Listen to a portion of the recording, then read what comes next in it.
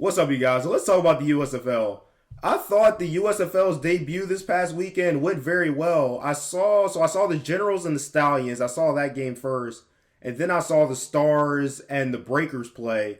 By the way, I think the Breakers gonna be my new favorite team because their logo and jerseys are tough. But anyway, back to the point.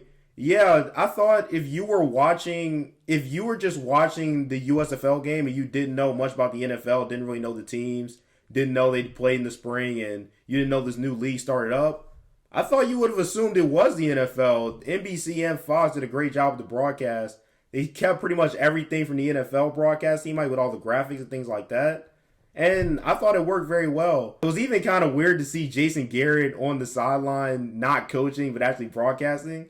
But I thought he did a good job as well as the whole broadcast team. I thought the quality of play was very good. Even the Generals game, the deep ball to start the game, I thought both games that I saw were very exciting. The defense of the Breakers played amazing. Yeah, they get a pick six and they really carried their team to the win. So yeah, the two games I saw were very competitive. Both teams were in it to the end. And also, even for, I believe it was the Stallions, seeing DeAndre Johnson, because I watched pretty much all of last year's USF Season 5 for football. So seeing DeAndre Johnson and seeing him play well, run well, was pretty cool for me to see. And I think that'll be another thing that will be cool about the USFL. We'll get to see these players grow and develop. And then when we see them in the NFL, we'll be able to trace it back to the USFL days. So I like these spring football leagues. I wish they were more successful. And hopefully the USFL will be more successful. So yeah, I thought the broadcast was good. Quality of play was good. There were two things that really stuck out to me though. One was the mic'd up, and everybody was mic'd up from the coaches to the players. And you could even hear the coaches call plays at times, which I thought was weird because I thought teams maybe wouldn't want on film coaches calling plays so other teams can't take that.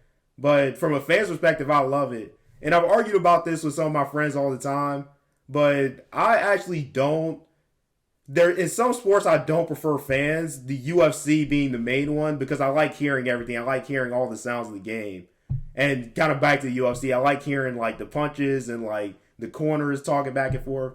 I love to hear that personally. So for me to hear that was a plus for me. And yes, maybe part of us hearing everything was that there were no fans. But hopefully there's an aspect that continues as the USFL goes on. Also, another thing that stuck out to me was the drones. And yes, the drones were loud and it was annoying and it took away from the game. But also, I kind of like the effort because I like how they tried a whole bunch of different angles.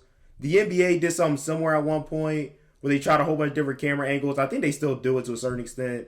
And some angles work and some don't. And if I for the USFL, it was the same. Some angles worked, some didn't. But I like the try, I like the effort. I like to see them at least try different things. Whether they work or not, especially for a spring league when you're talking about a league that's just starting up. But yeah, those are the things that got to me about the USFL. I enjoyed it. I liked it. I'll definitely continue to watch throughout the rest of the spring to see what happens.